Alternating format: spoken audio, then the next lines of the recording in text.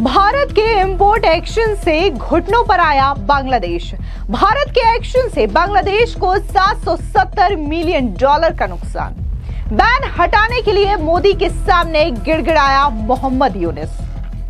इस वक्त की बड़ी खबर सामने आ रही है बांग्लादेश से, जहां पर भारत के एक्शन से बांग्लादेश पूरी तरीके से घुटनों पर आ चुका है और अब बैन हटाने के लिए जो बांग्लादेश का प्रधानमंत्री है मोहम्मद यूनुस, उसने भारत के प्रधानमंत्री नरेंद्र मोदी के सामने गुहार लगाई है। दरअसल आपको बता दें कि चीन और पाकिस्तान के शय पर भारत को आंख दिखाने की कोशिश कर रहे बांग्लादेश को अब ये दाव उल्टा पड़ने लगा है। भारत ने बांग्लादेश को उसकी औकात याद दिलाते हुए उसकी बाह मरोड़नी शुरू कर दी है। भारत ने बांग्लादेश पर रेडीमेड समेत कई सामानों के आयात पर बैन लगा दिया, जिससे बांग्लादेश यानी कि बांग्लादेश को $770 मिलियन का नुकसान होगा, जो कुल द्विपक्षीय आयात का लगभग 42% है। अब भारत के इस एक्शन से बांग्लादेश घुटनों पर आ गया है और बैन हटाने के लिए मोहम्मद यूनुस प्रधानमंत्री नरेंद्र मोदी के सामने गिड़गिड़ा रहा है, गुहार लगा रहा है। दरअसल बांग्लादेश की अंतरिम सरकार के वाणिज्य सलाहकार शेख बशरुद्दीन ने कहा है कि भारत के साथ व्यापार बाधाओं पर बातचीत करेंगे। साथ ही यूनुस के सलाहकार ने यह दावा किया है कि उन्हें व्यापार प्रतिबंधों पर भारत सरकार से कोई आधिकारिक विज्ञप्ति नहीं मिली है। साथ ही बशरुद्दीन ने कहा कि हमें अभी तक भारत के कदमों के बारे में आधिकारिक तौर पर कुछ भी पता नहीं है। आधिकारिक तौर पर पता चलने के बाद हम कार्रवाई कर पाएंगे। यदि कोई समस्या उत्पन्न होती है तो दोनों पक्ष चर्चा करेंगे और उन्हें हल करने का प्रयास करेंगे। साथ ही उन्होंने कहा कि हमें सोशल मीडिया और समाचार पत्रों से पता चला है कि भारत ने भूमि बंदरगाहों, विशेष रूप से अखौरा और दावकी बंदरगाहों और कुछ सीमावर्ती क्षेत्रों के संबंध में कुछ फैसले लिए हैं। हमारा मुख्य लक्ष्य प्रतिस्पर्धात्मक हासिल करना है। ये दोनों देशों के लिए लाभदायक मामला है। अब जिस तरीके से बांग्लादेश की ओर से ये गुहार प्रधानमंत्री मोदी के सामने लगाई जा रही है, जिससे कि उनका भारी नुकसान का आंकलन माना जा रहा है, तो इसको लेकर के डिफेंस एक्सपर्ट संजीव श्रीवास्तव का बयान भी सामने आया। क्या कुछ उन्होंने बांग्लादेश की इस गुहार पर कहा, सुनिए उनका ये बयान।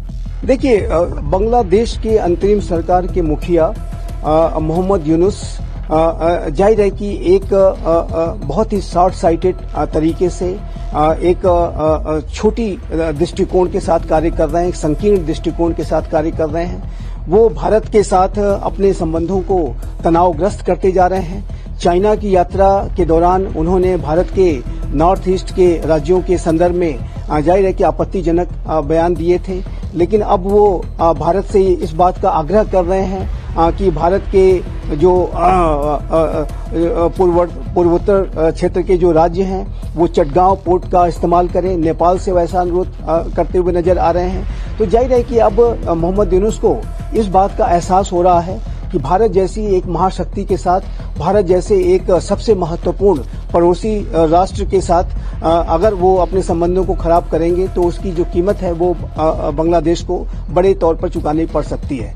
और भारत ने अपने अनेक एक्शंस के माध्यम से और स्पष्ट रूप से बयानों के माध्यम से भी मोहम्मद यूनुस की सरकार को ये संकेत दिए थे कि उन्हें भारत के साथ अपने संबंधों को किसी तरीके से बिगाड़ने की कवायद नहीं करनी चाहिए और बांग्लादेश में जो आंतरिक स्थितियों को सुधारने के ऊपर उन्हें फोकस्ड होना चाहिए। बांग्लादेश में जल्द से जल्द कैसे इलेक्शंस कराए जाएं, इसके ऊपर उन्हें कार्य करना चाहिए। जो बांग्लादेश की हिंदू कम्युनिटी है उसके ऊपर जो हमले हो रहे हैं उस पर रोकने का कार्य करना चाहिए।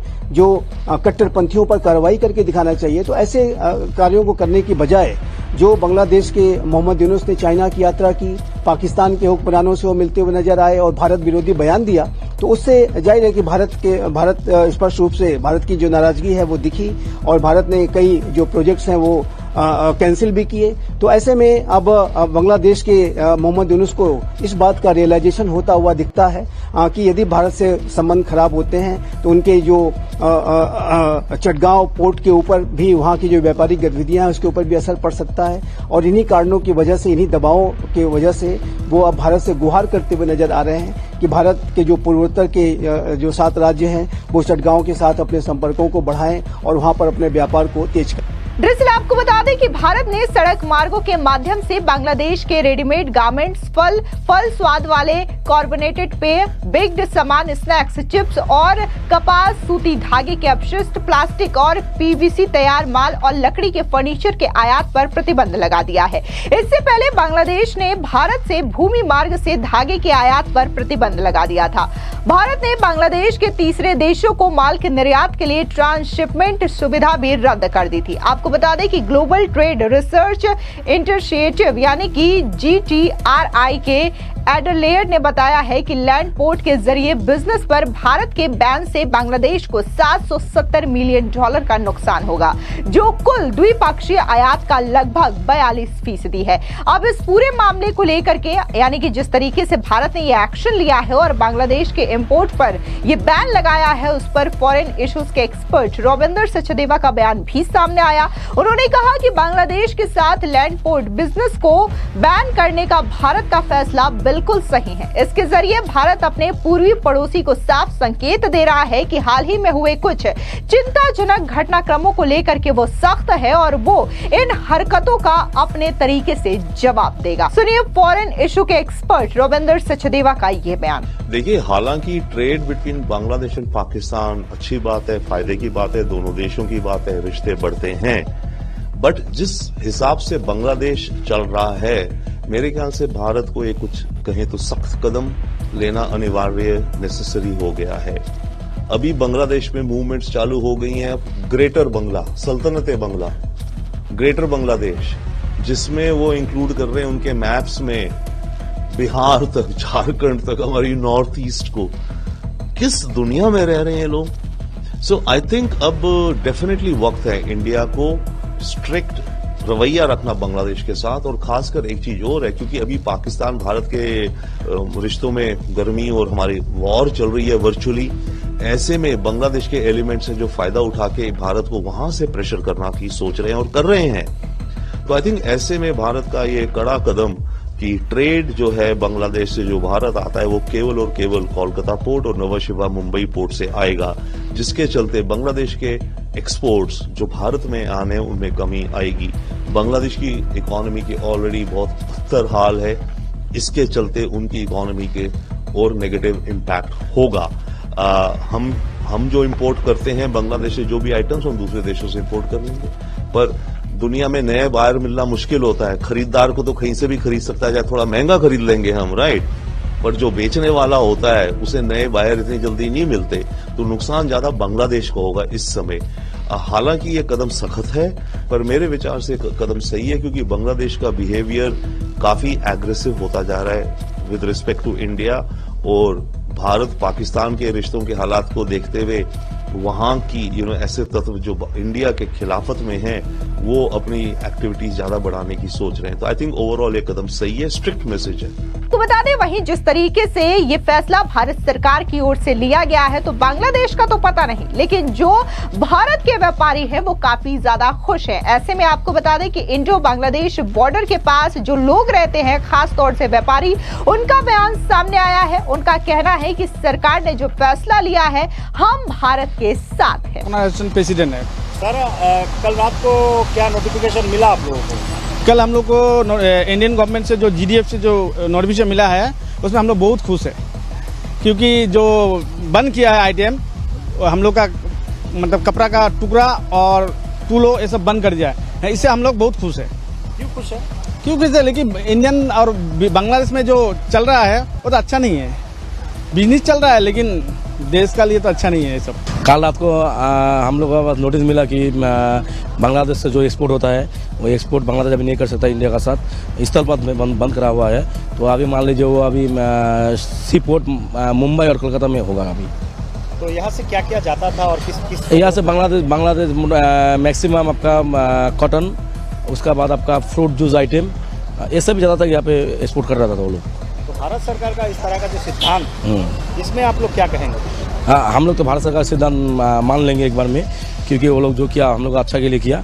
तो अभी मान लीजिए थोड़ा बांग्लादेश का अगर क्योंकि बांग्लादेश से हम लोग का जो फुलवाड़ी पोर्ट था, फुलवाड़ी पोर्ट कोई भी स्थल बंदर का जो पोर्ट था वो नज़दीक हो रहा था। अगर वो अभी सी पोर्ट में चला जाएगा, वो लोग अभी कॉस्टिंग बढ़ जाएगा, तो वो लोग का तो घाटा होगा अभी सब। तो आपको क्या लगता है कि इस टाइम में इस तरह का सिद्धांत बांग्लादेश के लिए बहुत भारी पड़ सकता है? 100% भारी पड़ेगा, वो तो भारी पड़ेगा ही। तो क्या चाहते हैं आप लोग? हम लोग भारत सरकार को जो निर्देश है वो अगर बहाल रहेगा, हम लोग का कोई प्रॉब्लम नहीं है, हम लोग मान लेंगे वो। आप लोगों का भी तो नुकसान होगा।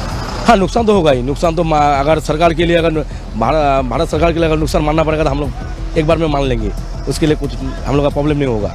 दरअसल आपको बता दें कि उद्योग मंत्रालय की ओर से जारी बयान के मुताबिक भारत की ओर से लगाए गए बैन से बांग्लादेश के तैयार कपड़ों और प्रसंस्कृत खाद्य पदार्थों का प्रवेश कुछ खास बंदरगाहों तक सीमित हो जाएगा। भारत के इस फैसले को बांग्लादेश की ओर से भारतीय धागे, चावल और अन्य वस्तुओं पर हाल ही में लगाए गए प्रतिबंधों और भारतीय माल पर पर्सगमन शुल्क लगाने के फैसले के जवाब के रूप में देखा जा रहा है। इसके बाद से भारत ने भी बांग्लादेश की नकेल कस दी है। भारत सरकार के नए निर्देशों के मुताबिक बांग्लादेश से सभी प्रकार के तैयार कपड़ों का आयात अब केवल नवावा, शोवा और कोलकाता बंदरगाहों के माध्यम से किया जा सकेगा। भूमि बंदरगाहों के माध्यम से अपने माल को भारत भेजने की बांग्लादेश को अनुमति नहीं दी जाएगी और इसी फैसले से बांग्लादेश पूरी तरीके से तिलमिलाया हुआ है, छटपटा रहा है, क्योंकि अब उसे यह आशंका है कि जिस तरीके से भारत ने यह फैसला लिया है उससे बांग्लादेश की स्थिति और भी ज्यादा कंगाल हो जाएगी। आपको बता दें कि बांग्लादेश में जब तक प्रधानमंत्री शेख हसीना का कार्यकाल रहा तब तक भारत और बांग्लादेश के संबंध काफी ज्यादा अच्छे थे, लेकिन जब से शेख हसीना का तख्ता पलट हुआ है और वहां पर हिंदू अल्पसंख्यकों के ऊपर अत्याचार किया गया, उनका नरसंहार किया, उसके बाद से ही भारत ने बांग्लादेश को लेकर के सख्त चेतावनी कई बार दी है। इसके बावजूद मोहम्मद यूनुस कभी चीन की गोद में जाकर के बैठता है तो कभी पाकिस्तान की गोद में जाकर के बैठता है और भारत के खिलाफ बातें करता है। ऐसे में भारत ने भी अब पाकिस्तान, तुर्की, अजरबैजान के साथ साथ बांग्लादेश पर भी नकेल कसने की शुरुआत कर दी है। फिलहाल इस पूरी खबर पर आपकी क्या राय है, कमेंट सेक्शन में जरूर बताएं। धन्यवाद।